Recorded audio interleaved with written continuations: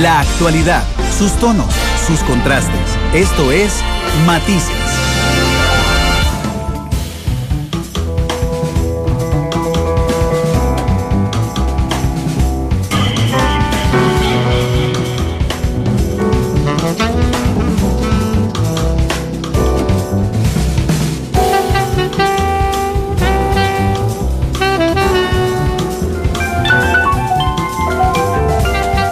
Facebook Live, bajo la cuenta de Noticia Monumental.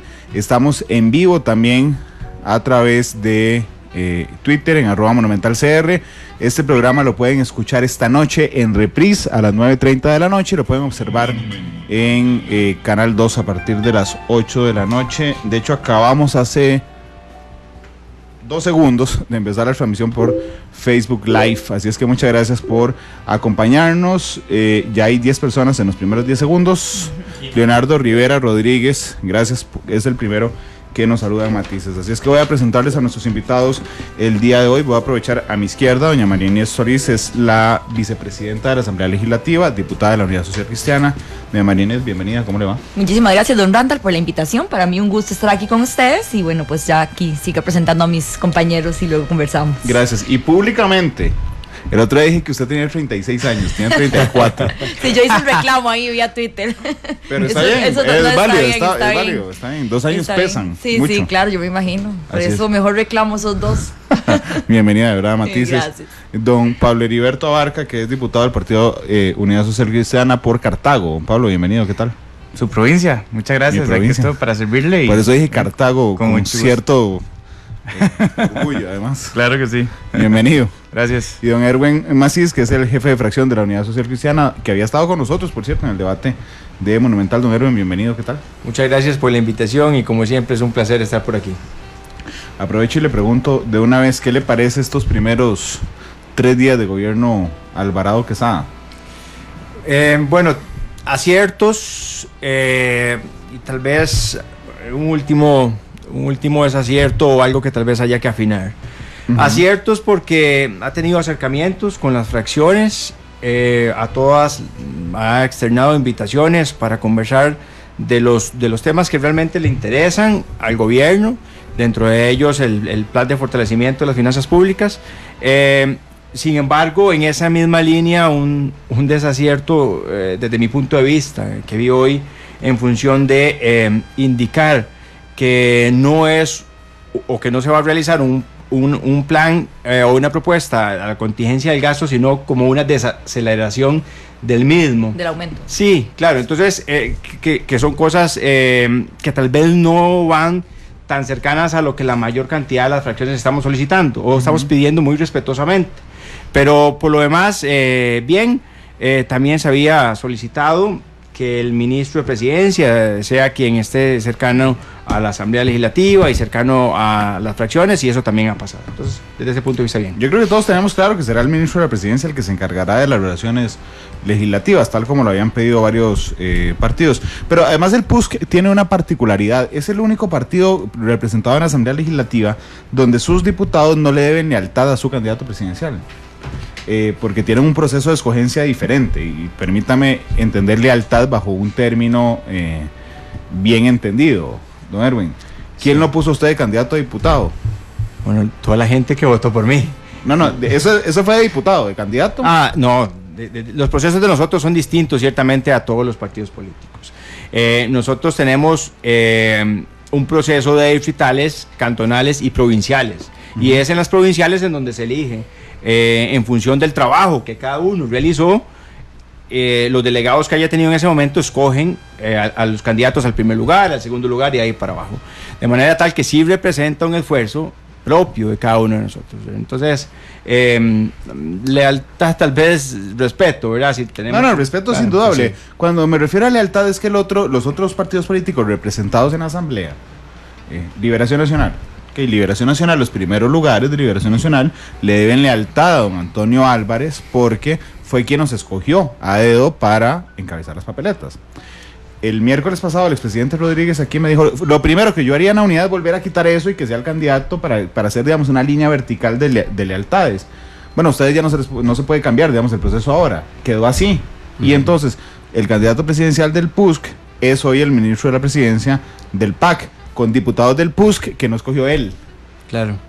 Hasta bueno, nos da cierta lealtad, Erwin. No, y nos da cierta libertad. Además, creo que es un buen ejercicio. Es decir, se vería mal, no es que se vería mal, pero creo que no le haríamos un favor a la patria en aumentar la cantidad de diputados de fracción, porque no lo somos. Realmente somos oposición. Así fue como se establecieron los resultados. Yo creo que también vamos a actuar desde el punto de vista de colaboración y vamos a estar cercanos a ayudar, pero sí tenemos la bandera de oposición. Así fue como nos estableció los costarricenses, y desde ahí desde esa trinchera vamos a operar. ¿Usted es cercano a don Rodolfo Pizza? ¿Usted? Creo que sí, me siento cercano a él, lo respeto mucho, pero también me siento con una independencia de criterio también para poder tomar todas las decisiones que considere importantes. Doña María Inés, ¿a usted qué le parece esa?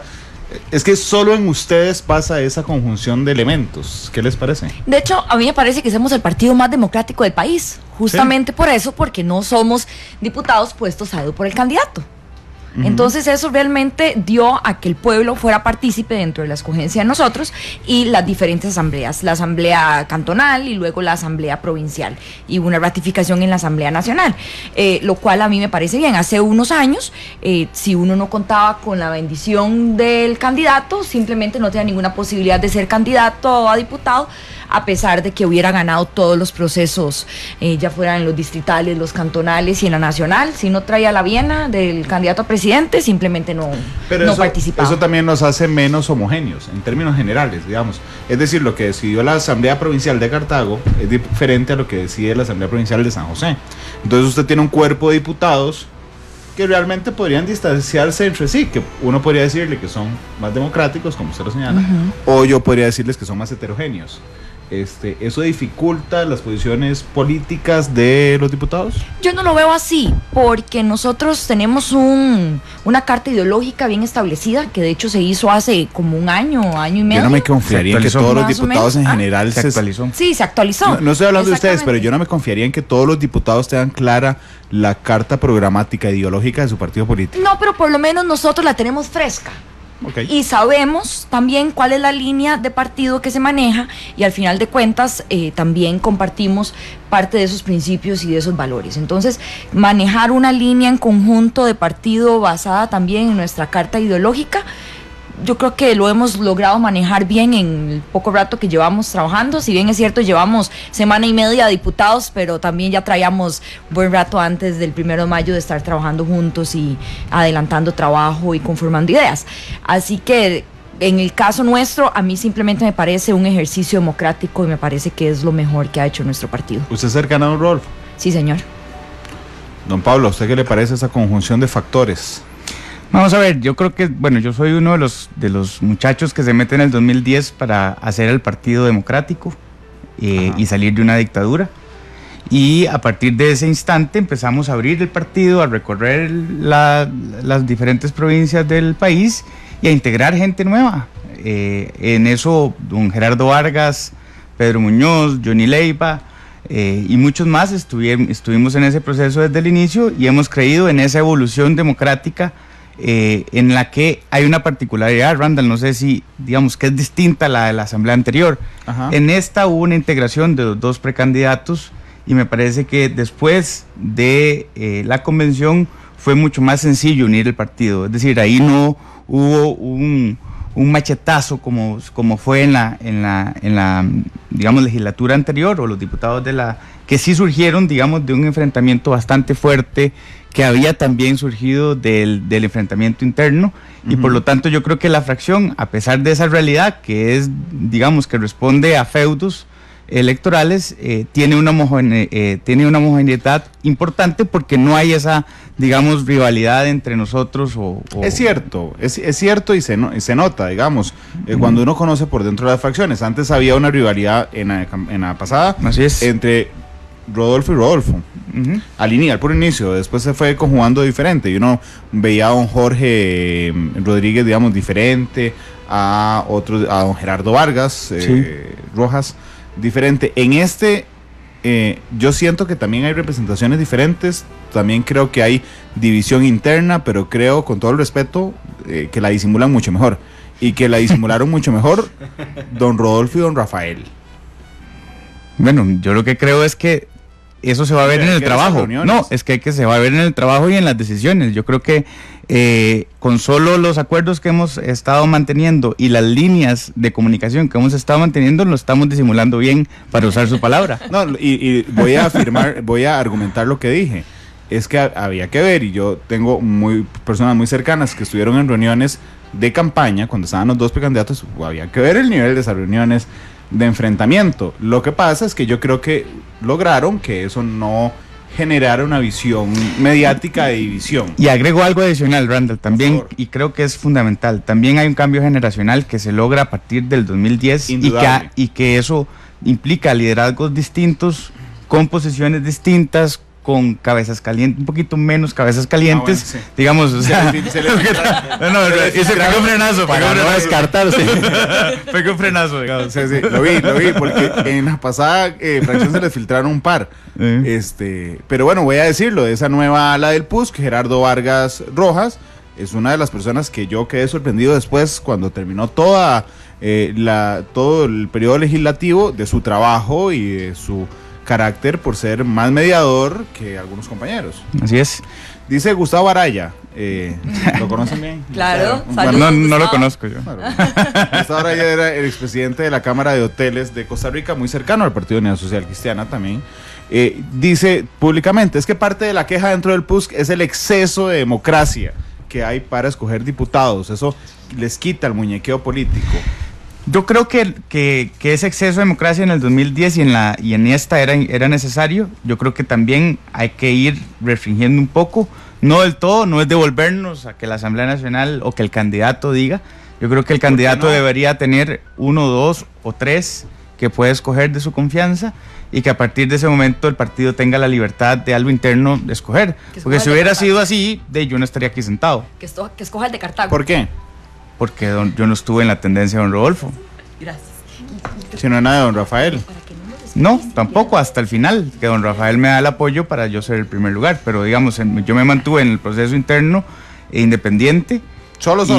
Sí, y estuve ahí independiente hasta en la provincial, antes de la provincial, que ya empezamos que don Rafael me da el apoyo, me reúne con los delegados, me reúno con ellos, hacemos un proceso y hacemos además una negociación con la otra tendencia, y es una papeleta conjunta que es unánime el resultado de la provincial. Sí, bueno, es un ejercicio político interesante. Es un ejercicio político interesante. Así es. Pero es que depende de donde lo vea uno, porque hoy don Pablo lo podría ver desde que no estaría sentado aquí. Pero un candidato o ex candidato lo podría ver como que perdió muñequeo. ¿Quién es el líder del PUSC hoy? Todos nosotros. Sí, todos. No, pero o sea, yo entiendo la respuesta, pero ¿quién es el jefe líder del Partido Unidad Social Cristiana hoy? Todos nosotros.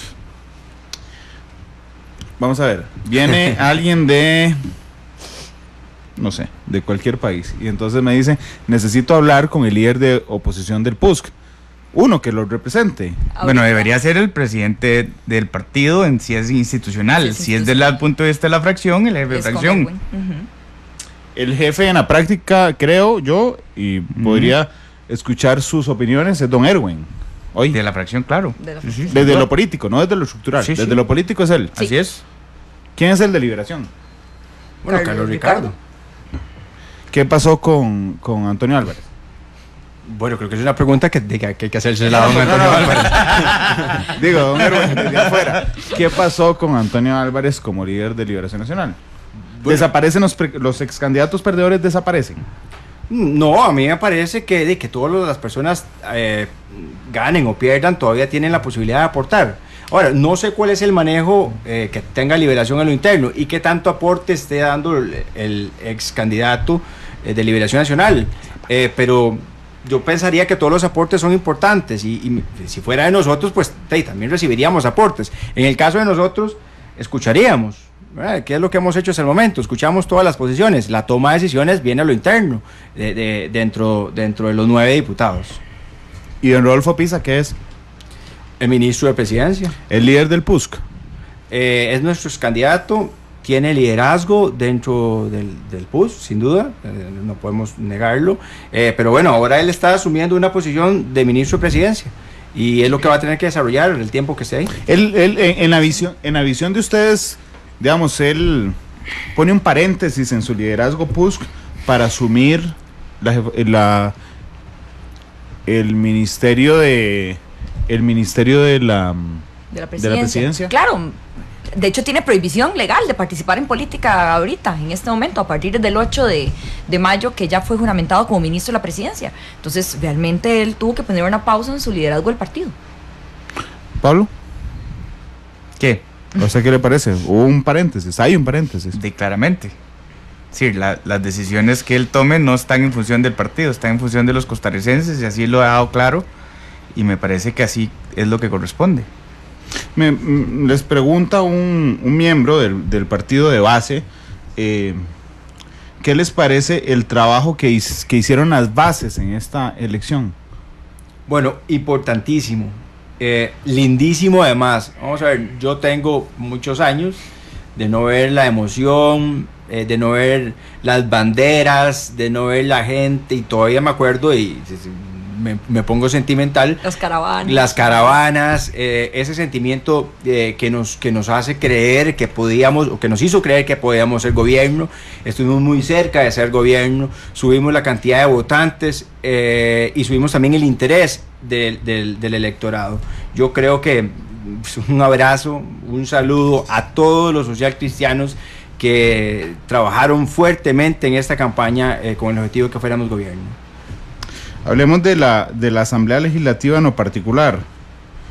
La Asamblea Legislativa no es hoy, es históricamente el poder de la República con peor opinión. Pero, digamos, no es que la última Asamblea es peor que la que pasó y la que pasó. Realmente todas han sido peores en términos prácticos. Erwin, ¿cómo llegar en una Asamblea Legislativa donde hay menos división o menos fracciones, por lo menos de arranque, con una poca opinión o pobre opinión de los ciudadanos, a demostrar que sí se pueden hacer las cosas?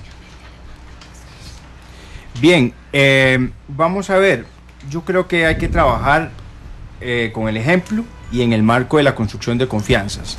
En el marco de la construcción de confianzas, porque para poder dar un buen ejemplo tenemos que haber evidenciado logros importantes, y para evidenciar logros importantes hay que generar confianza entre todas las fracciones para ponernos de acuerdo y para poder salir adelante con los proyectos que están pendientes, de manera tal que yo creo que tenemos un reto importantísimo para devolverle credibilidad al electorado, para decirle que sí queremos hacer bien las cosas, pero que además la estamos haciendo y que además damos buenos mensajes, como por ejemplo el mensaje de esta semana en la aprobación de una ley por unanimidad, ¿verdad? Entonces, en ese sentido creo que vamos bien, fue un buen arranque, pero además esperamos de la sociedad civil también una participación honesta, sana y transparente, ¿verdad? Que no sea crítica por crítica, sino que también sea documentada y que nos sirva a nosotros para tener una contraparte o como hacer en fútbol una jugada de pared y poder ayudarnos entre todos. Bueno, hablando de contrapartes, el manejo, a mí, vamos a ver, yo el otro día el 1 de mayo, cuando fui a la asamblea y los vi a ustedes, me ponía a pensar que si yo fuera diputado realmente me daría mucho miedo, pero no miedo escénico, no miedo a presentar mis propuestas. ¿Saben qué me daría miedo? Al juego estratégico de que alguien, y voy a usar un término muy popular, me llevara entre las patas en lo político. Como cuando usted nos puso a firmar la carta aquella de la inmunidad, digamos, esa misma. que yo le dije aquí a usted que ahora lo podemos hablar claramente. Podemos hablar claramente. No es nada más populacho, y uno se da cuenta del carácter populista de un diputado con eso. Así es. Bueno, yo le firmé a usted, pero le dije, esto hay que limitarlo, porque no puede ser que yo diga algo aquí y que mañana vayan y me demanden y entonces yo tenga que estar en un proceso. Vea, la integridad de los diputados y de quien se mete en política y en cualquier puesto tiene que ser a prueba de balas. Yo lo dije en el plenario y por eso es que votamos unánimemente la reforma constitucional para el tema de probidad. Y eso, lo que tiene que delimitarse muy bien es el cómo, y qué es, y cuáles alcances tiene, y en qué niveles se castiga. Y en ese sentido yo creo que el país ha hecho un gran avance, de verdad, aprobando esa reforma constitucional, y son los mensajes que Edwin decía, que claramente son, digamos, como una bocanada de aire fresco para la sociedad, para ver también si empiezan a cambiar la percepción del primer poder de la República y por lo tanto de cada uno de nosotros.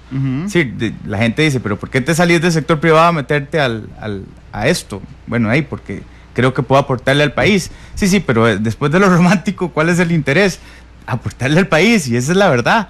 Bueno, con todos los riesgos, bueno, ahí uno lo ponían a dudar y uno pudo haberse quedado quieto, pero no, se trata de que uno entre acá con la confianza de que se pueden hacer las cosas bien, y yo, como le firmé aquel día, igual voté a esta vez y seguiré en esa línea, porque el tema es generarle confianza a los costarricenses.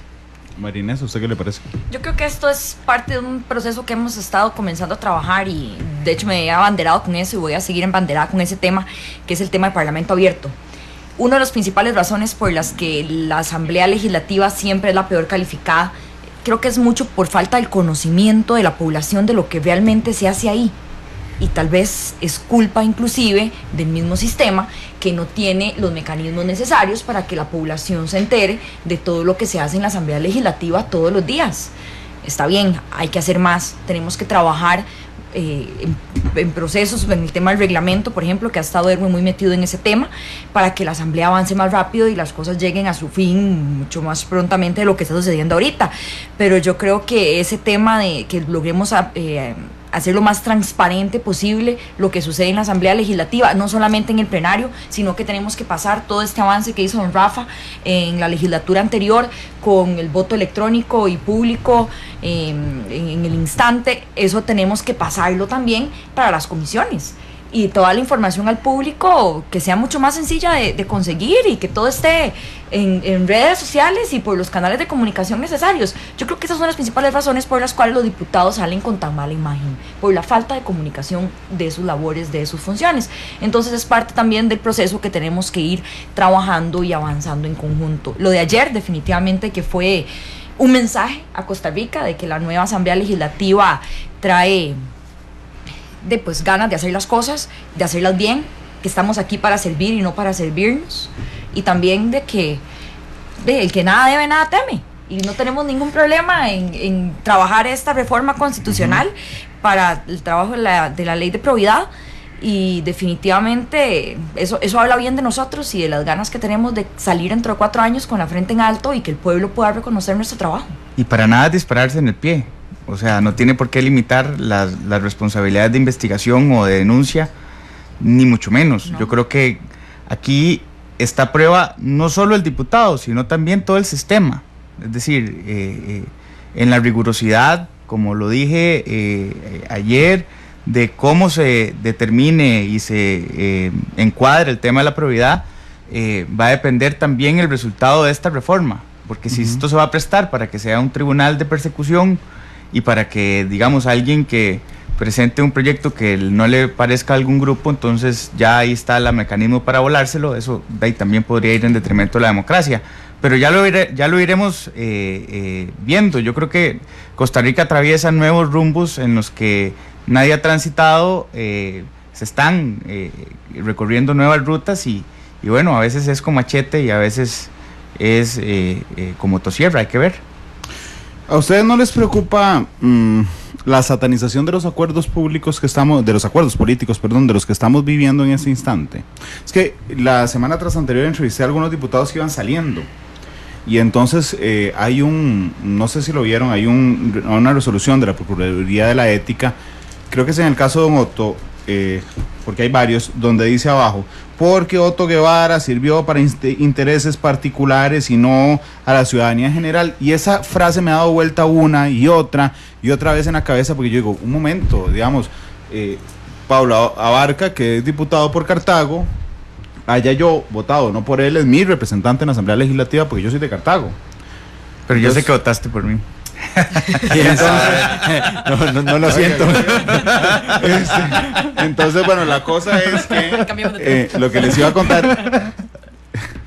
contar es que también yo debería ir a exponer mi preocupación particular a el representante de Cartago. También somos la fracción más alegre. Sí, no importa, eso yo lo celebro.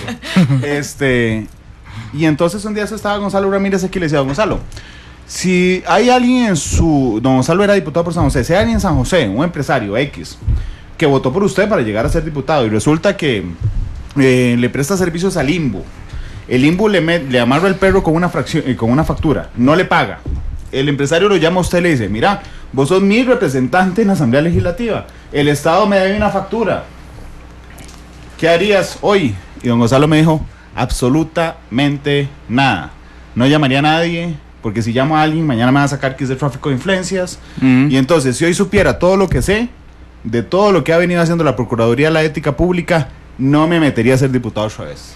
Bueno, por eso digo que hay una evolución que tiene que partir de esta reforma, es para todo el sistema. No, es que también la Procuraduría tiene que entender que mientras sea, vamos a ver, si es a Randall Rivera Vargas quien le deben una factura porque se atrasó una institución y yo llamo porque es particularmente Randall Rivera, me parece que ahí hay un tema. Pero si es un tema... Si llevo derecho... Estoy claro, pero vamos a ver, lo voy a matizar. Si es un tema del sistema en general y no es solo Randall Rivera, me parece que ahí hay mucho más facilidad de que el diputado intervenga. Yo no voy a ser mojigato. Yo también, digamos, coincido con usted en que no hay ninguna incompatibilidad que usted pregunte. Ahora, usted además, de por sí, como diputado no puede dar una orden de pago, simplemente es una consulta. Claro, pero es que a lo que quiero es reflejar la satanización, y disculpen, pero lo voy a agarrar otra vez de ejemplo. Eli, usted es de Turrialba. Entonces, vamos a ver, hay una empresa en Turrialba, se pasó la tormenta Nate, destruyó algunas empresas o sectores en Turrialba. Y entonces vino la Comisión Nacional de Emergencias y contrató a una empresa que hace jalea. No, es que le pongo una de hoy en la mañana. Hay atrasos en empresas que están dando el transporte al ICE y no le pagan desde enero. Y ya me llamaron. Empresas privadas, okay. Así es, ahí están. Empresas y tengo los documentos que le dan transportes al ICE y no le pagan. Ok, ese es un caso. Vamos al otro caso. En la misma tormenta Nate, vino y se llevó a la casa de una viejita de 90 años. Y la viejita de 90 años lo llama a usted y le dice, don Pablo, ¿cómo se puede hacer un trámite en el IMAS para que me den una casa? Okay. Usted es diputado de los dos, del dueño de la empresa. Así es. Y de la señora viejita. Pero le apuesto, don Pablo, que si usted llama para ayudar a la señora viejita, se va a llevar el aplauso de un montón de medios de prensa además y de un montón de gente. Pero si llama por el empresario, lo van a señalar con que usted está haciendo tráfico de influencias. Bueno, o sea, por eso digo, o sea, este tema... Eso no les da miedo, o sea, como decir, Dios, estamos llevando a este nivel. Por eso dije que aquí es lo que uno le queda de ser valiente y echarle para adelante. O sea, si por eso entonces yo tengo que retirarme de la política, entonces estamos echando para atrás todo el proceso democrático que hemos tenido. Y así iría en detrimento también de la calidad de los diputados. No estoy diciendo que que es una panacea, pero el tema es que esas cosas no pueden detener. Yo creo que han sucedido casos en los que se han mezclado temas y por lo tanto creo que todo va en evolución. Allá ahí veremos en el paso del tiempo cómo vamos resolviendo ese tema. María Inés, ¿a usted qué le parece? A mí me parece que a veces se quieren poner hasta más papistas que el Papa, porque yo siento que hay ciertas cosas que son parte de la tarea de nosotros a nivel comunal, porque así el pueblo nos pide ayuda y así la gente nos pide ayuda, y entonces resulta que si lo hacemos estamos cometiendo un error, porque lo hicimos, y si no lo hacemos estamos quedando mal con la comunidad porque vinimos a la asamblea y pasamos sin pena ni gloria porque no hicimos nada por la comunidad. Entonces también es parte de lo satanizada que está la labor del diputado. Me devuelvo al tema de lo mal que se ha comunicado en la Asamblea Legislativa con la población, el trabajo que se hace ahí y las funciones y todo lo que incluye eso y todos los sectores que nos buscan para buscar, obviamente cada sector está buscando beneficio. Claro, pero no solo digamos respecto a sus electores, que me parece lo más importante, sino también respecto al país en temas de acuerdo político. El otro día le decía al expresidente Rodríguez también, por ejemplo, yo sé que depende de la reunión uno puede conseguir ciertos avances. Es decir, si se reúne en un salón de la Asamblea Legislativa, usted con un ministro, a quien quiera exponerle alguna cosa, es probable que consigan avances. Pero es diferente un viernes a las 4 de la tarde reunirse a tomar café en una soda, ¿verdad? Donde puedan reírse y hacer una broma a la mitad y seguramente saldrá un acuerdo mucho más fuerte porque se ganaron una confianza. Pero si usted hoy hace eso y la ven hoy en la tarde y le toman una foto hoy con el ministro, mañana va a salir en algún lado diciendo, ojo, están negociando por debajo de la mesa. A eso me refiero. Así es. Así es una tristeza, pero así es la realidad. Pero ¿cómo superamos esas? Bueno, yo se lo esa satanización. Se lo atribuyo a que en esa nueva cultura política, que creo estamos aportando desde ya, no solo va en una vía en función de arrinconar a los diputados y dejarlos sin poder, sin maniobrar, o, como decía María Inés, por otro lado, si no hacen la gestión, qué malos que son. Van dos vías realmente. Una vía es el crecimiento, el orden que hay que llevar hacia la probidad y hacia nuestra forma de actuar, pero otra es en función de que el empoderamiento de la sociedad civil sea también responsable. ¿Cuántas noticias, cuántos descargos, cuántas notas en Facebook que la gente hace a pura ocurrencia, ¿verdad? Y a veces se guindan hasta una noticia que es mentira y que alguien se la inventó, hizo el montaje. Entonces, ese tipo de acciones también tienen que ser reprochables, no solo por la clase política, por los diputados, sino por toda la sociedad, porque tenemos que generar una cultura y un crecimiento entre todos. Y parte también por la sociedad civil. Yo celebro que la sociedad civil esté tan empoderada. Vea, hoy en la mañana que estuvimos en un Facebook Live hablando con Adopte un Diputado y mucha gente participando.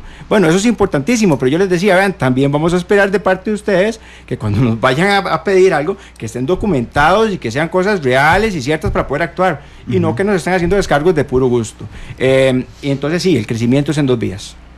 Sí, a veces son descargos inclusive no desde la ciudadanía, desde la clase política a la clase política. También. ¿Verdad? ¿Cuál es la? Vamos a ver, es que hoy necesito aprovechar a doña María Inés, que la tengo en dos características, digamos, como diputada del PUSC y como vicepresidenta. Con dos sombreros. Con dos sombreros, sí. Así es, don Pablo. Le encantan los sombreros, además. Como vicepresidenta de la Asamblea Legislativa, ¿cuál es su prioridad hoy en la Asamblea? Diálogo. Sí, mi prioridad pasa por la confianza. En que uno confíe. Cuando yo confío en usted es mucho más fácil dialogar. Sí, por supuesto. Que cuando no. Sí, definitivamente. Pero también el tema de diálogo es un tema que tenemos que ir trabajando si queremos que la Asamblea Legislativa avance. Realmente el trabajo de jefes de fracción que han estado haciendo Erwin, Carlos Ricardo y también don Víctor y el resto de jefes de fracción, me parece que ha sido un trabajo súper bueno porque se ha logrado trabajar mucho en esa empatía, pero esa empatía va a ser necesaria en toda la Asamblea Legislativa porque al final de cuentas vamos a ser compañeros por 4 años y a veces cosas importantes para el país sería muy injusto que no avancen por un tema, falta de diálogo, falta de empatía o simplemente porque quiero oponerme, porque aquel diputado simplemente no va conmigo. Entonces yo creo que eso es un trabajo en el que tenemos que trabajar todos muy de cerca. Creo que se está haciendo bien, el diálogo, manejar también, estar lo más presente en todo lo que sea el directorio, porque de la línea al final del plenario se revisa ahí. Dice Iván Barrantes, a quien agradezco que nos escuche. Iván, ¿lo conocen todos? Sí, claro. Bueno, dice, de lo que están hablando hoy matices, solución, ley de lobby. Que nosotros los lobistas esperemos legalmente bajo un régimen y marco legal establecido. Si el lobismo es legal, se minimiza al máximo el lobismo de los diputados. El cabildeo. ¿Qué les parece eso? Sin duda, nosotros estuvimos en España conversando sobre ese tema y efectivamente yo creo que hay que evolucionar a una legislación que le permita al legislador tener, digamos, las herramientas de transparencia y al ciudadano también de revisar y de cómo dirigirse, porque también yo te voy a decir, en muchos de los lugares en los que uno llega le piden cosas que son básicamente que son ilegales. Sí, es decir, ahora mire, es que yo necesito una pensión, vea, yo no puedo mandar un email pidiéndole una pensión para usted. Sí, esas son las cosas pero por ejemplo, en esas cosas uno podría decir, bueno, pero yo la puedo dirigir a que la oficina encargada de investigar su caso es tal. Bueno, estoy claro, pero el punto es al final la Procuraduría, aunque yo se lo haga todo en lo institucional. Exacto. Y tal, o sea, ese es el tema. Ese Al es final, el tema. Randall, yo lo que creo es que sí necesita educación, se necesita educación en general, no solo desde el punto de vista de la actuación del diputado, sino también de la ciudadanía, de cuál es la función del diputado, qué es lo que va a hacer el diputado, qué es lo que hace el ministro, etcétera. ¿Se acuerdan lo que sufrió Rafa Ortiz con el tema de Toyota? Sí, así es. Bueno, a mí ese tema me parecía increíble porque, ay, perdón, se me acaba de ir el nombre del dueño de Toyota. Don Javier, gracias, don Javier Quiroz, que vino aquí, por cierto, a hablar de ese tema. Y siempre anda con la camisa que dice Toyota, siempre anda, o sea, yo nunca lo hice en ropa particular que no sea con una camisa que diga Toyota. Llegó a hacer lobby a la Asamblea Legislativa con una cosa que dice Toyota por todo lado.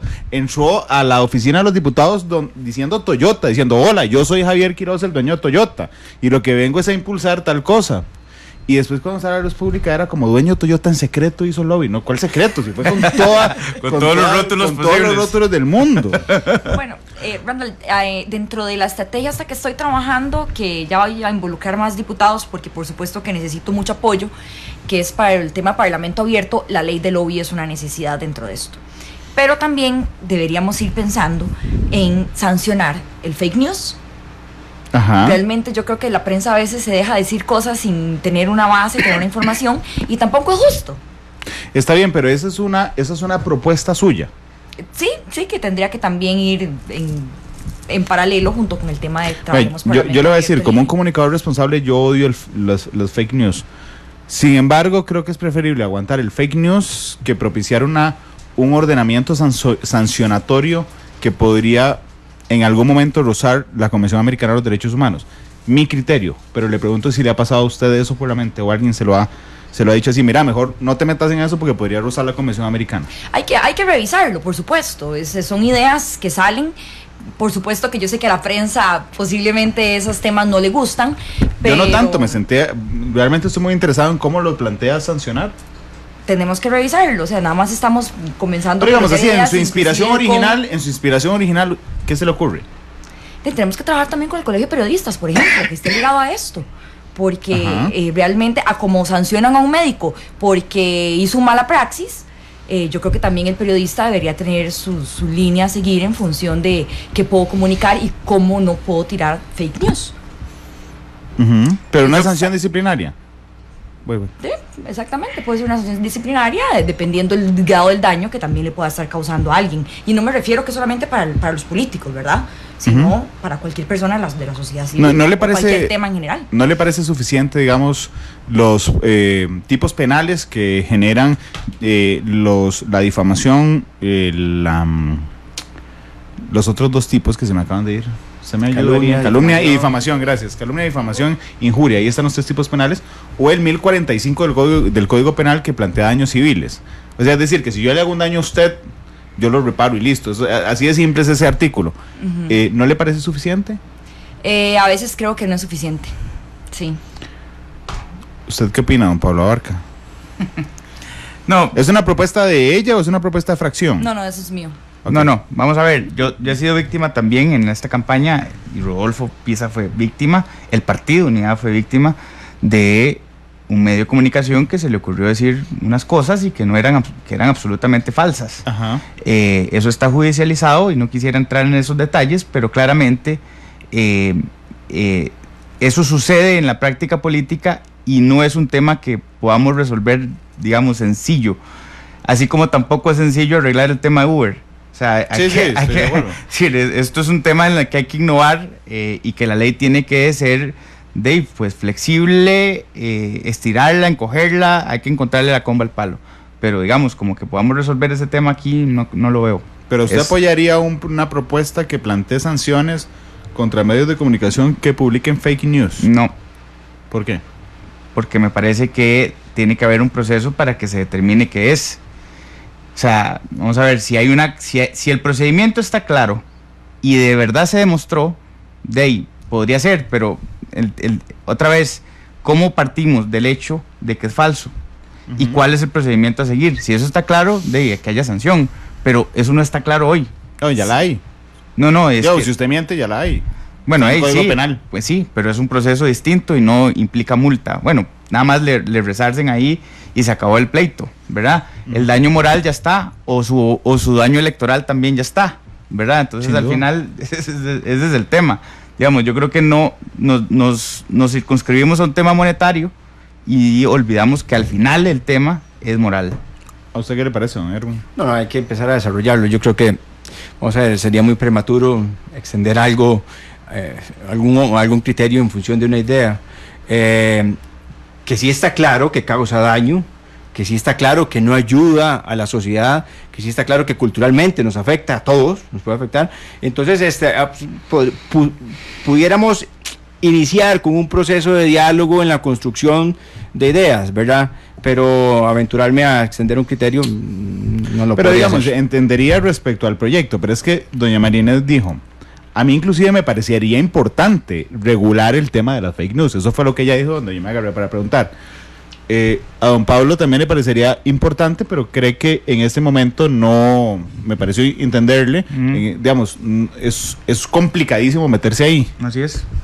¿A usted le parece urgente analizar el tema o le parece complicadísimo meterse ahí? No, hay otros temas, Randall. A ver, eso es un buen tema, pero hay otros temas que van a tener la prioridad de la Asamblea. Creo que este tema en particular hay que empezar a construirlo, hay que llevarlo pues muy despacio, muy tranquilo, porque lo cierto del caso es que puede tener reacciones en favor o en contra. Ahora, que puede ser una idea innovadora, sí puede ser una idea innovadora, que puede salir algo muy bueno, sí puede salir algo muy bueno, sin duda, pero no entraríamos... ¿Usted le daría prioridad? No, tenemos otros temas de prioridad. No, por eso, pero usted, en lo personal, usted diría, bueno, sí, es importante, el día que haya un espacio... Actualmente tendremos que solucionar otros problemas antes de ingresar a eso. ¿Cuáles son las banderas del PUSC en esta legislatura? Bueno, hay una división claramente establecida entre los proyectos nacionales y los proyectos más locales. Dentro de los proyectos nacionales, nosotros históricamente hemos hablado de la contención al gasto público y del buen manejo de las finanzas públicas. Y creo que ahí vamos a aportar, o estamos aportando ya en esa línea. También el otro tema país, que es importante, y todo el mundo lo habla, pero es importante hablarlo nuevamente, es el tema del reglamento de la Asamblea Legislativa. Es necesario cambiarlo, establecerle las reformas que sean convenientes para que eso sea un poco más rápido, para que se maneje con mayor celeridad y para poder descongestionar a la Asamblea Legislativa. Y a nivel del control político, también es importante presionar al gobierno en función de que pueda ejecutar todos los proyectos de infraestructura que están pendientes y que el país pierde en productividad millones de dólares mensuales porque no tenemos la carretera San Ramón San José, o porque no tenemos San Carlos Occidente, o porque no tenemos Cañas Punta Arenas, solo para citar tres de las más importantes. Bueno, la ruta 27, 4 carriles, etcétera. Y creo que ahí haremos una labor importante también en la parte de control político. Hay otro proyecto de ley que nos llama muchísimo la atención, que ya viene encaminado y que tiene que ver con la titulación de zonas fronterizas y zonas costeras. Parece que ahí, y aunque no sea una prioridad de muchas otras fracciones, nuestra pudiera decir que sí lo es, porque muchas personas, muchos costarricenses, y además de las clases más desprotegidas, están en un estado de indefensión o no tienen claro porque no existe un marco o un título que le genere su derecho a esa propiedad. Y bueno, cada diputado tiene también su interés en el desarrollo de varios proyectos, ¿verdad? A Marinés le interesa el empleo joven, seguro ahorita podrás ampliarlo. Pablo, las plataformas digitales para poder desarrollarlos. Tengo claro los nacionales. Sí. ¿Usted tiene personales, regionales? Sí, bueno, tengo un proyecto que quisiera desarrollar que se llama leasing habitacional. Ajá. Un poco dirigido para clase media y para jóvenes, y es la posibilidad de que a través de un leasing, que es un contrato de arrendamiento con opción de compra, la clase media y los jóvenes principalmente puedan tener su primer vivienda. En lugar de pagar el alquiler, sí, paga el leasing. Paga el leasing con una posición distinta en función de que el mismo Estado puede ser su fiador, por ejemplo una municipalidad.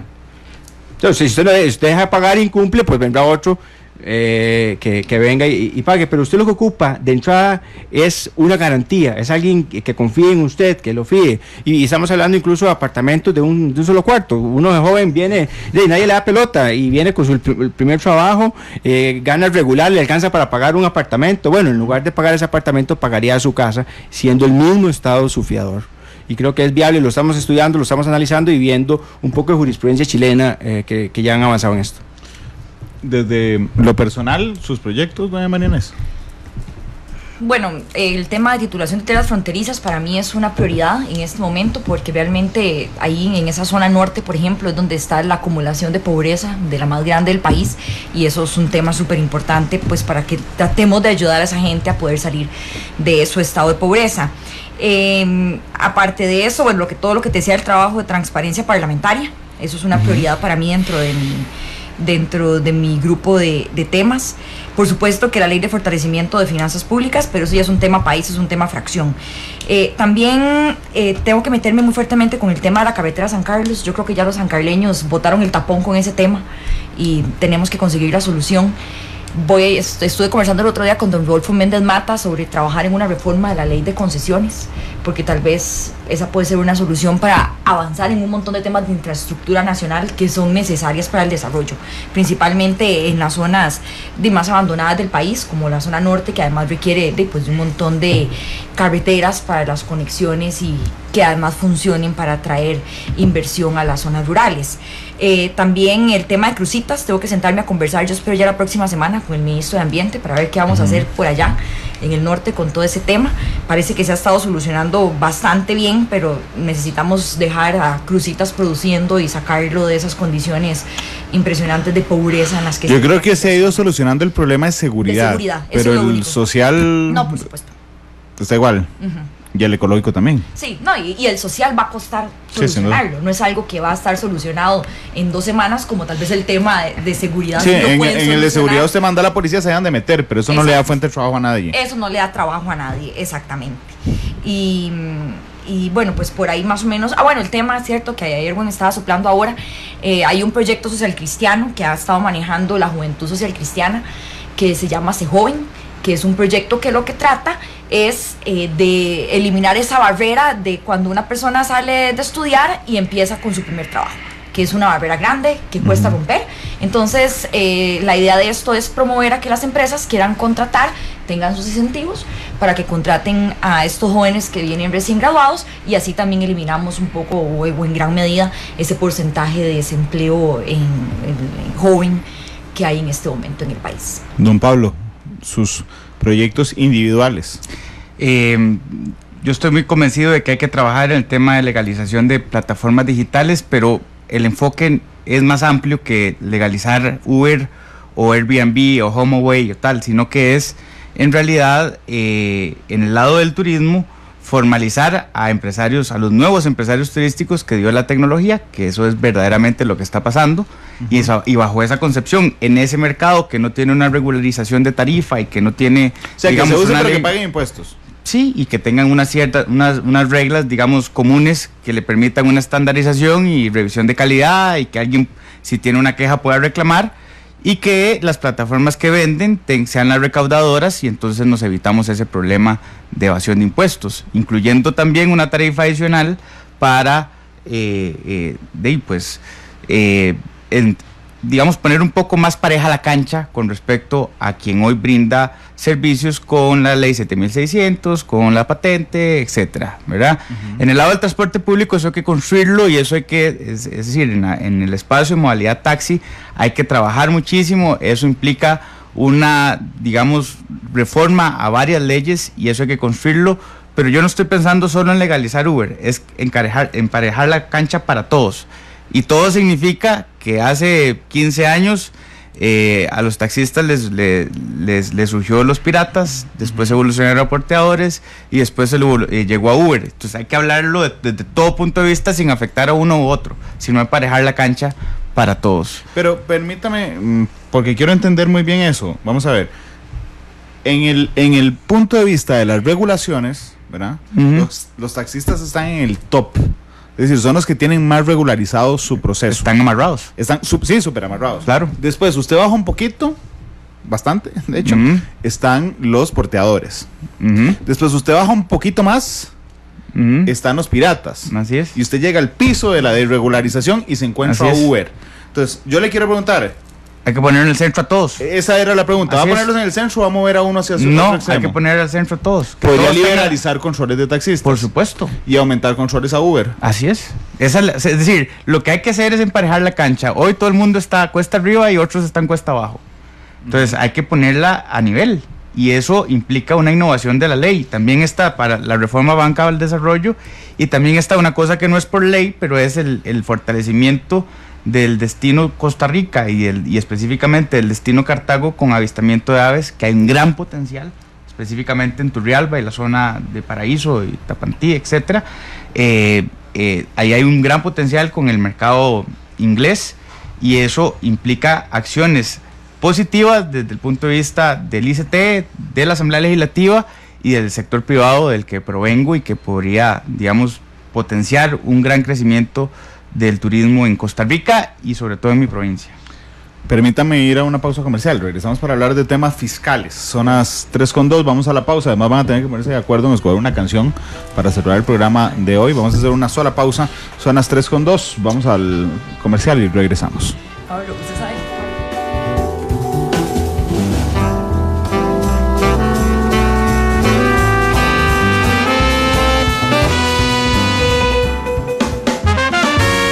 Porque la realidad tiene muchos tonos, matices.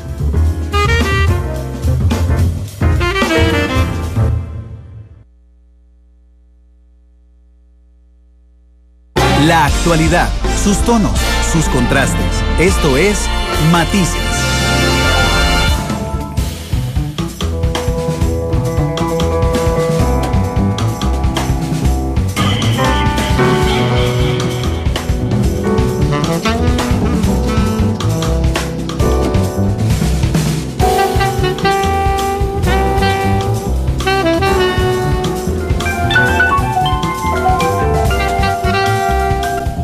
De la tarde con 8 minutos. Gracias por estar con nosotros en Matices. Hablamos con parte de la fracción de la Unidad Social Cristiana, don Erwin Masí, jefe de fracción, doña María Inés Solís, que además es la vicepresidenta de la Asamblea Legislativa, don Pablo Heriberto Abarca, que además es diputado por la provincia de Cartago. Estamos conversando con ellos y con mucha gente que está con nosotros también en redes sociales esta tarde. Les planteaba que íbamos a hablar del tema fiscal. Ya hubo, bueno, en este instante está reunido el presidente Alvarado con algunas fracciones, pero en orden, ya se reunió con la deliberación, ya se reunió con la de Restauración Nacional y ya se reunió con ustedes el día de ayer. Yo intenté imaginarme en un orden cronológico de que, por ejemplo, el gobierno llegaba hoy es viernes, el miércoles y decía, señores, esta es mi propuesta. Okay. Entonces Liberación llegó y dijo, bueno, bonita propuesta, pero nosotros también queremos esta parte, que en el caso de don Carlos Ricardo la resumió como contención del gasto. Después llegó Restauración y Restauración dijo, mira, aquí está la propuesta del gobierno, la contrapropuesta de Liberación y yo le voy a agregar el tema de la canasta básica. Ayer llegaron ustedes, ya estaba la realidad del proyecto, de la propuesta de gobierno, de la contención del gasto planteado por Liberación, del tema de la canasta básica planteado por Restauración. ¿Qué le agregaron ustedes, don Erwin? Plazos en 2 días. Ajá. Un primer plazo es nuestro, que estaríamos dispuestos a actuar con celeridad. Sin embargo, el primero que debe de actuar es el gobierno y para ello les pedimos medidas rápidas a corto, mediano y largo plazo, que tampoco no es tan largo, porque realmente estamos hablando de 3, 6 meses y un año. Uh-huh. Desde ese punto de vista, queremos o pedimos o solicitamos con mucho respeto que el gobierno nos indique exactamente qué es lo que van a hacer en 3 meses, qué es lo que van a hacer en 6 meses y qué es lo que van a hacer en un año. Uh-huh. Y cuando tengan claro eso, entonces nosotros también actuamos con toda la celeridad del mundo en el tema del plan fiscal. Ayer estaba aquí la Contralora General de la República, doña Marta Costa, sí. Y le dije, doña Marta, ¿usted qué le parece la idea de la presidenta de la Asamblea de que esto se discuta más o menos en un plazo de 6 meses? Que fue lo que me dijo a mí en la primera entrevista que hicimos el 1 de mayo. Y casi le da un infarto a doña Marta aquí. Y me dijo, no, es demasiado. Es demasiado. Es demasiado. Simplemente 6 meses no vamos. ¿En qué podría apoyar la Unidad Social Cristiana, aunque ya no son una guerra fría, la Unidad Social Cristiana, qué podría apoyar para que sea más rápido? Bueno, es que la bola está del lado del Ejecutivo y la celeridad y la responsabilidad en el tiempo, en este momento es de ellos. Nosotros estamos dispuestos a poder aportar y ayudar, y si hay que reunirse y si hay que sesionar de noche, sesionaríamos de noche, y si hay que ir en la mañana, iríamos en la mañana, pero antes de eso también tenemos que ver la parte de la contención del gasto, y es por eso que necesitamos, porque es que con un 1.4, que es el planteamiento que se está haciendo para el tema de los impuestos, es insuficiente. Sí. A esto hay que agregarle un buen porcentaje en el tema también de la disminución del gasto, o de la contención del gasto público. Y ese punto hay que verlo primero, porque es que tampoco no vamos a ir a decirle a la gente, vamos a establecerle impuestos, pero el gobierno va a andar sueltito derrochando un poco de plata en donde no tiene que hacerlo. Y ahí hay tres importantes definiciones: eficiencia, austeridad y disciplina fiscal. Es importante que no solo en el Estado central, sino también en las autónomas o las descentralizadas, porque ahí también hay un hueco que se está comiendo todos los ingresos. Pero, por ejemplo, en temas muy concretos, ¿en qué recortaría usted el gasto?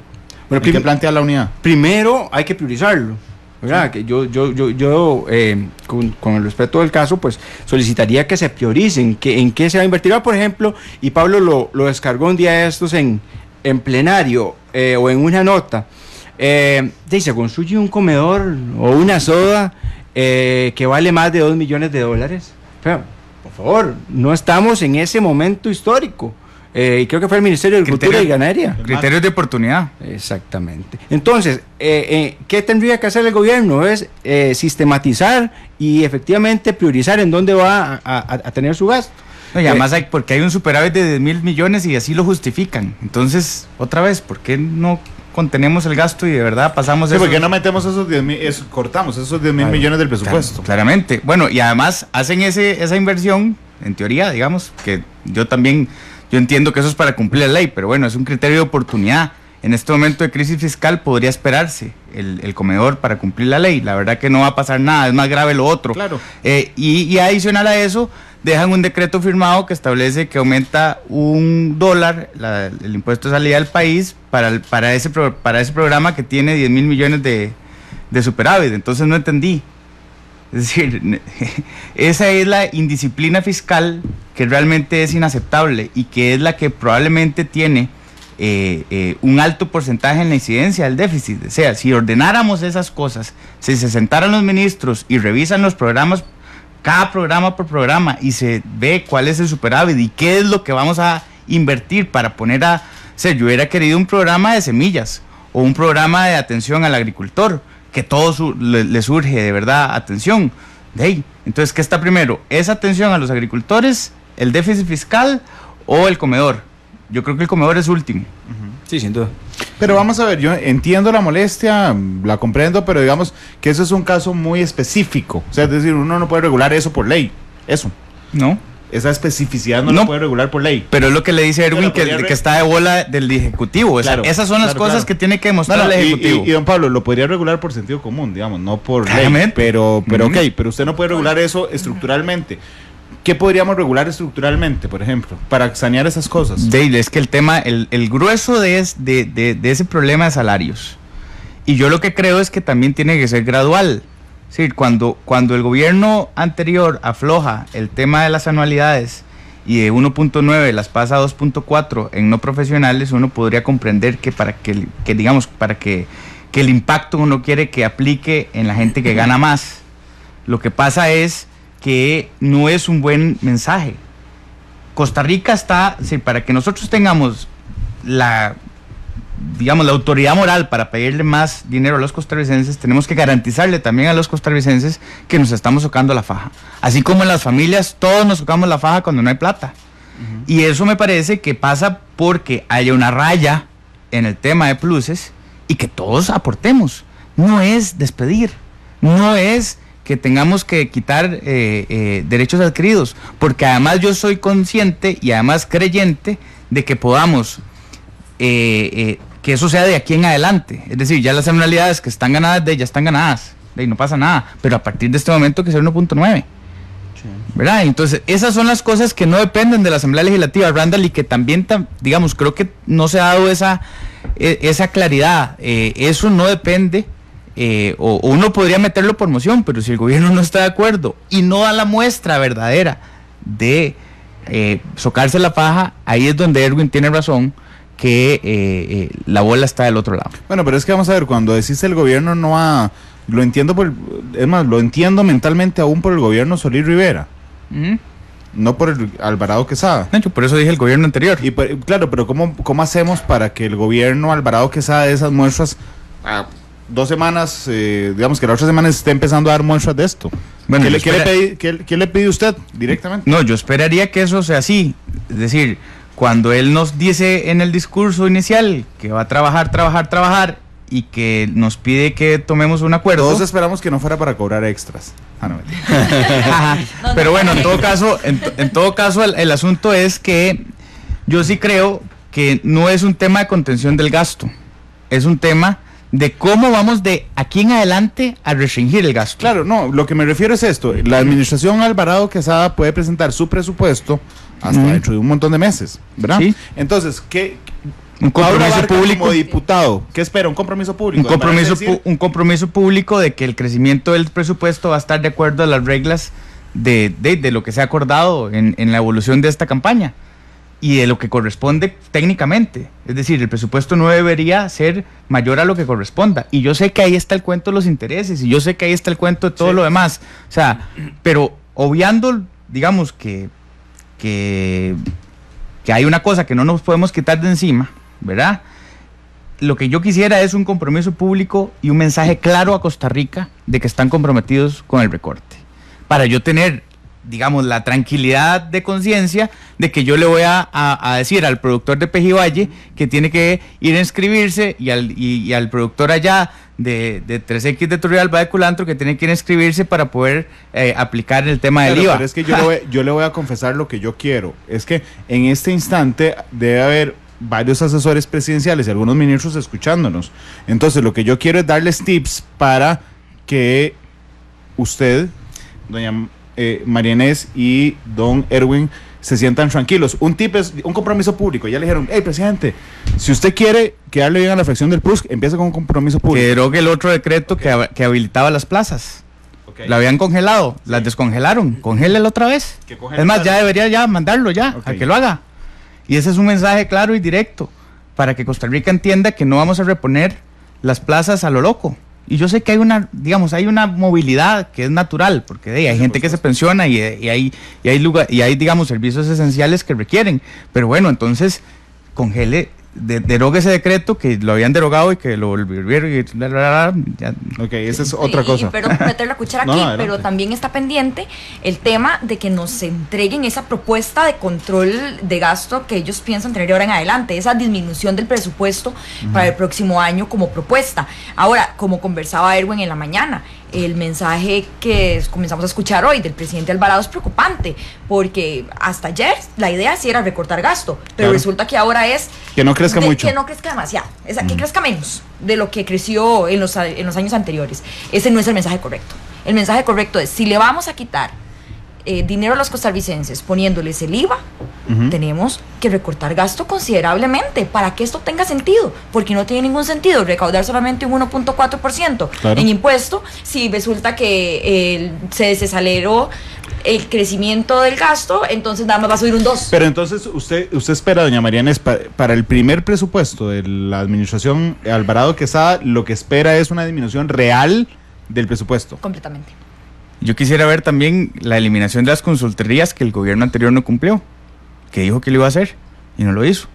Y ojalá que quede marcado ahí con subrayado y en negrita. No hay cero. Pesan mucho. Claro, vea, es que es el tema del mensaje también. Claro, pero es que vamos a ver, hay mensajes de mensajes. Por ejemplo, eliminarle la pensión a 7 expresidentes, por Dios. Bueno, pero eso ya es otra cosa. Eso es como el café y las galletas. Esa ya es otra cosa. Está bien, estoy de acuerdo, es como el café y las galletas. Sí, no. Tampoco. Y bueno, y el gasto de publicidad, pero pensado. O sea, es que, digamos, también yo creo que hay mucha grasa en ese tema. No es que no se comunique, es que se comunique bien. O sea, y si hay planes de comunicación que todos sabemos que existen, yo creo que deberían tener una revisión. O sea, esas son, digamos, temas puntuales y concretos que mandarían mensajes contundentes. Yo sé que y como lo dije ahora, la bola grande es en el tema salarios, pero nadie está pidiendo que despida, porque eso ya sí sería otra cosa, ni que vaya en contra de derechos adquiridos, eso también es otra cosa. Claro, no estamos pidiendo eso. Lo que pasa es que entender derechos adquiridos es un poco complicado. Digamos, las anualidades no ganadas aún, ¿son derechos adquiridos? No, porque si lo pueden despedir, claramente no, pero el tema es el monto de esa anualidad, el monto de la anualidad. No, Pablo, entiendo eso, lo que pasa es que es una expectativa de derecho, entonces ahí nos vamos a meter en tamaño embrollo, que yo creo que hay que meterse, en tamaño embrollo con los sindicatos, ¿verdad? Porque lo que te van a decir es, no, un momento, los derechos adquiridos son de los funcionarios que ya están contratados, aunque no hayan adquirido, digamos, las anualidades de los años futuros, porque es una expectativa de derecho. Realmente no es derecho de los que no hemos contratado, y ahí empiezan el tira y yo no soy abogado y eso es una discusión legal, pero digamos, por supuesto. A lo que me refiero es que nos vamos a sentar en ese nivel de complejidad con los sindicatos. Es que yo creo que el patrono es el Estado y el patrono dice cuánto puede pagar de una anualidad, no le está quitando la anualidad. Claro, lo que le está diciendo es que la calle. Pero, bueno, lo que pasa es que todos tenemos que aportar, tenemos que aportar. Indudablemente. O sea, todos tenemos que aportar. A mí también, digamos, yo siento un dolor en el corazón, de verdad, de meter a la gente en el IVA, al productor, al pequeño productor. Eso lo que lo va a obligar es a estar en la informalidad, a restringir la posibilidad de comprar un carro. A mí no me gusta el IVA, pero bueno, ya todos tenemos que aportar y entiendo la transición del sector productivo de los agricultores pequeñitos y medianos va a ser fatal, va a ser cruel al tema de la transición del IVA. Y eso se lo aseguro, van a haber casos ahí en los que uno va a tener que decir, hijo, ¿qué hicimos? Y eso lo tengo claro, lo estoy viendo y lo estoy viviendo, y la gente no está entendiendo cómo va a acreditar el IVA, cómo va a netear, cómo se calcula, cuál es el costo, el valor que agregué. Es decir, estas cosas se las traen, pero yo entiendo que en la coyuntura en la que vive el país tenemos que avanzar.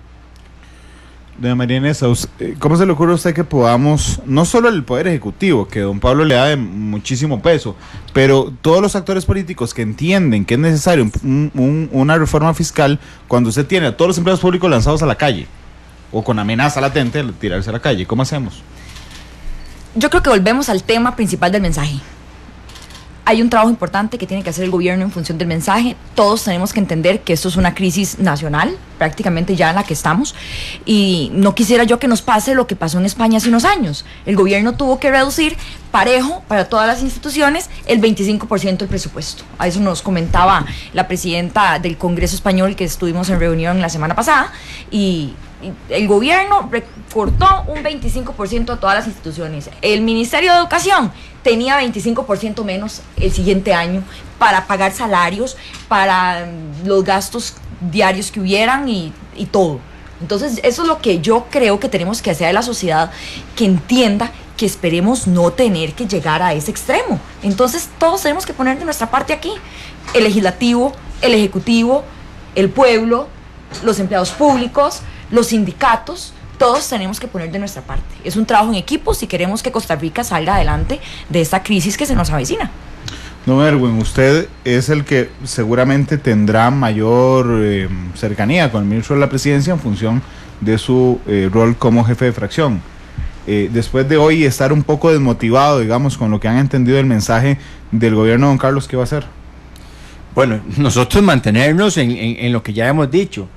El presidente dijo, no tenemos tiempo que perder, y nosotros no vamos a perder tiempo. Nosotros estamos dispuestos a ayudar, a acelerar, te digo, a trabajar, como lo decía él y como ahorita lo mencionó también Pablo, pero necesitamos antes ver la propuesta de recortes, la propuesta del compromiso, que además tiene que ser honesta.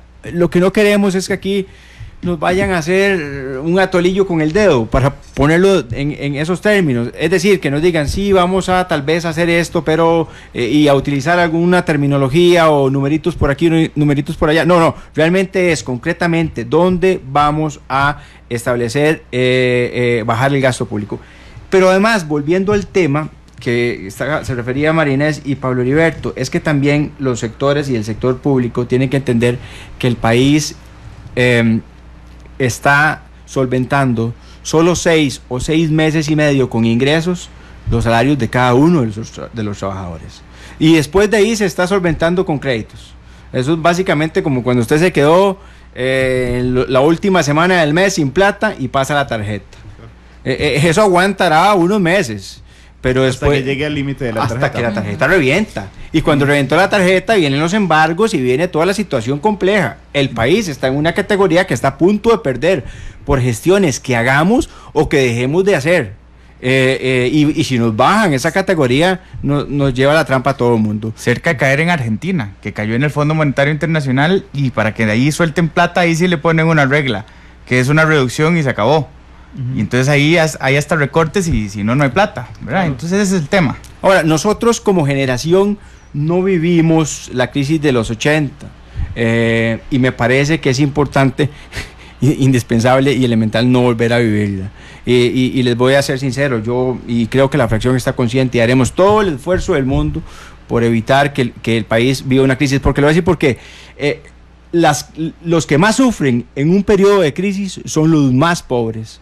Son los que el gobierno lo primero que recorta son los planes sociales, las ayudas del Estado, los comedores escolares, la red de cuidado, el adulto mayor, los jóvenes, los niños, las becas, etcétera. Entonces, los más afectados en periodos de crisis siempre son los más pobres. A eso se le llama una generación perdida, porque mucha gente no pudo estudiar. Es una generación perdida, justamente. De hecho, hoy, creo que ninguno de nosotros cuatro vivió la crisis de los 80s, y creo que los cuatro escuchamos a nuestros papás hablar de la crisis de los 80s, pero yo aún me asusto cuando veo los análisis de desempleo, por ejemplo, saber que el grupo etario más afectado por el desempleo, justamente los que salieron en ese momento, los que salieron de estudiar en ese momento. Así es. ¿Verdad? Entonces efectivamente es una generación perdida, porque les hemos generado, hay otro montón de ofertas de trabajo en cosas que no les sirven. Los dejamos sin herramientas. Sí, bueno, no lo dejamos, se quedaron. Y ahora, lamentablemente para los argentinos, pero bueno, yo creo que a los ticos nos podría servir un poco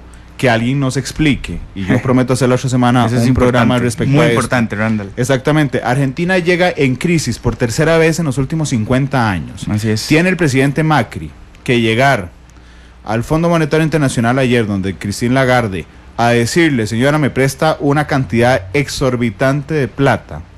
Toda Argentina está asustadísimo porque las 3 últimas veces ya tiene un machete en la mano. Sí, las medidas que le puso el Fondo Monetario Internacional realmente eran, pero además eran carniceras. Sí, o sea, era una cosa impresionante. Eso, usted baje las pensiones mañana, el salario el día siguiente. Argentina, Fernando de la Rúa, que lo diga, tuvo que salir huyendo de Argentina.